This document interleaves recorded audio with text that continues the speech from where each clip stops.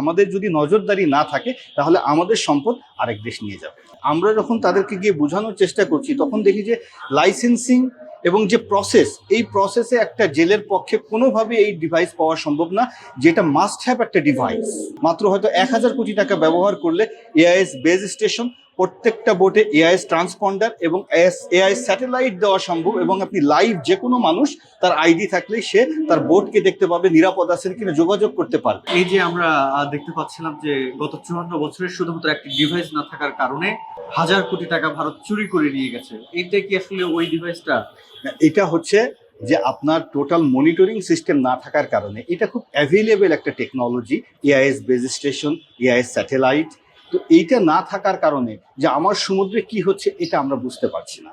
এবং আমাদের বে অফ বেঙ্গল তো শেয়ার্ড বাই ইন্ডিয়া, এবং তো আমাদের এখানে মনিটরিং না থাকলে, তাদের মনিটরিং থাকলে তারা খুব সুচারুরূপে আমাদের এখান থেকে মৎস্য আহরণ করতে পারে। এবং এটা হাজার হাজার পত্রিকায় রিপোর্ট আছে যে ভারতের শত শত বোট বাংলাদেশের ভিতরে ঢুকে মাছ ধরে যাচ্ছে, এবং এটা আজকের ঘটনা না, অনেক আগে থেকেই হচ্ছে। এই জন্য বলা হয়েছে যে আমাদের যদি নজরদারি না থাকে তাহলে আমাদের সম্পদ আরেক দেশ নিয়ে যাবে। যে আমাদের যে জেলেরা যারা সমুদ্রে যায় 1-150 কিলোমিটার দূর, তাদের একটা সামান্য safety device VHF radio set, যার মাধ্যমে সে সমুদ্রে যদি কোনো ধরনের কোনো বিপদে পড়ে নৌবাহিনী কোস্টগার্ডের সাথে সে যোগাযোগ করতে পারে 20 থেকে 50 কিলোমিটার রেঞ্জে। এবং বাংলাদেশ নৌবাহিনী কোস্টগার্ডের প্রায় 5-6টা জাহাজ 24/7 365 তারা বিচরণ করে। বাট তাদেরকে যে বিপদে জানানোর কথা সেই ডিভাইসটা এদের মধ্যে নাই। অথচ পাশের দেশ, তাদের বোটে 2টা করে আপনার ভিএইচএফ রেডিও সেট আছে। তাদের যে কোনো বিপদ আপদে তারা তাদের নৌবাহিনীর সাথে, তাদের কোস্টগার্ডের সাথে কথা বলতে পারে।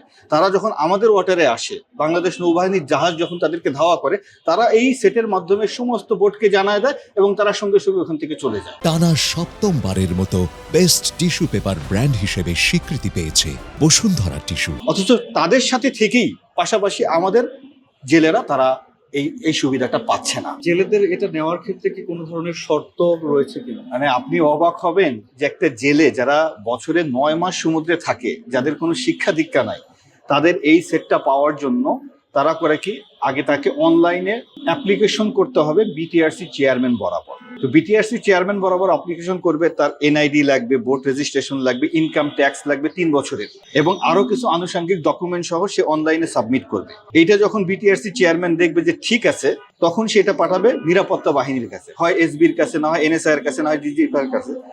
ওদের কিউতে ঢোকার পরে ওদের যখন সময় হবে তখন তারা এই বোটকে কন্ট্যাক্ট করবে। এই বোট থাকে বছরে 9 মাস সমুদ্রে, তো তার সাথে যখন কন্ট্যাক্ট করার পরে তাকে সশরীরে যাইতে হবে সেই বোটের কাছে। বোটে গিয়ে তারা দেখবে বোট ঠিক আছে কিনা, তারপরে তারা যখন ক্লিয়ারেন্স দিবে, দেন দে আর পারমিটেড, যে তাদেরকে পারমিশন দেওয়া হলো যে তারা এটা ব্যবহার করতে পারবে। আপনি যেহেতু দীর্ঘদিন জেলেদের সাথে ছিলেন, একদম খুব কাছ থেকে মিশেছেন, তো যে কথাটা বলছিলেন, তারা সাধারণত যেসব জেলেরা আছে তারা জীবনের ঝুঁকি নিয়ে সমুদ্রতে যায় মাছ ধরতে, এবং অধিকাংশ ক্ষেত্রে তারা দেখা যায় যে পড়ালেখার বাহিরে বা সেভাবে বেড়ে ওঠা মানুষজন জেলে থাকে না।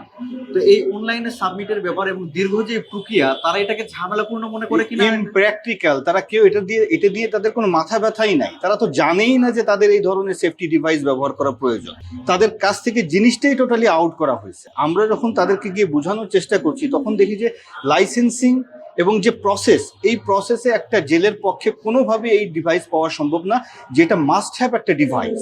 এবং এত বড় সেক্টর, 14,500 কোটি টাকার বিজনেস, এটা খাদ্য সিকিউরিটির জন্য এটা একটা প্যারামাউন্ট জিনিস আমাদের জন্য। এবং তাদেরকে শুধুমাত্র একটা সেফটি ডিভাইস না, তাদেরকে পুরো সমুদ্র অঞ্চলটা নজরদারির মধ্যে আনতে হবে। প্রত্যেকটা বোট কোথায় আছে এই মুহূর্তে আমার লাইভ জানতে হবে, তাহলেই না আমার সমুদ্র বিজয়।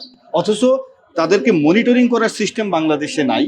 অথচ প্রত্যেকটা ম্যারিটাইম নেশনের এআইএস বেজ স্টেশনের মাধ্যমে, স্যাটেলাইটের মাধ্যমে তাদেরকে লাইভ মনিটর করা হয়। আমাদের লক্ষ কোটি টাকা, লক্ষ হাজার কোটি টাকা বিভিন্ন সেক্টরে খরচ হচ্ছে, মাত্র হয়তো 1000 কোটি টাকা ব্যবহার করলে এআইএস বেজ স্টেশন, প্রত্যেকটা বোটে এআইএস ট্রান্সপন্ডার এবং এআইএস স্যাটেলাইট দেওয়া সম্ভব, এবং আপনি লাইভ যে কোনো মানুষ তার আইডি থাকলেই সে তার বোটকে দেখতে পাবে, নিরাপদ আছেন কিনা যোগাযোগ করতে পারবে। অথচ এটা করা হয় নাই। এটা করা হয় নাই কারণ চায় না যে আমরা এই সেক্টর থেকে প্রপারলি সমুদ্র থেকে এই মৎস্য আহরণ করি এবং এই মাছটা যাতে অন্য কোথাও যায়। তো এটা একটা গভীর ষড়যন্ত্রের একটা অংশ, যে আমাদের জেলেদেরকে এখানে ইনঅ্যাক্টিভ করে রাখা। এবং আরেকটা ক্যাম্পেইন শুরু হয়েছে যে জেলেদেরকে সমুদ্র থেকে তুলে নিয়ে এসে অন্য কোনো পেশায় নিয়ে যাও। তো আমার দেশে কি পেশার অভাব আছে?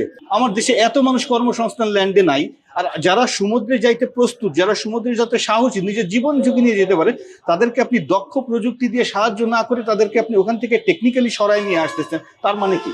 তার মানে যে আমরা চাই না, কেউ চায় না যে সমুদ্র সেক্টরটা, এই মৎস্য ডিপার্টমেন্টটা, মৎস্য সেক্টরটা ফ্লারিশ করুক, আধুনিকায়ন হোক। তো আমরা এটাই আজকে এই ফোরামের মাধ্যমে বলার চেষ্টা করলাম যে বাংলাদেশের সমুদ্র সীমাকে সার্বিকভাবে নজরদারির মধ্যে আপনার মনিটরিং এর মাধ্যমে, এআইএস বেস স্টেশন এবং এআইএস স্যাটেলাইটের মাধ্যমে, সারফেস র্যাডার স্টেশনের মাধ্যমে টোটাল সমুদ্রটাকে লাইভ করতে হবে। তাহলে আপনি ভালো ব্যবস্থাপনা করতে পারবেন।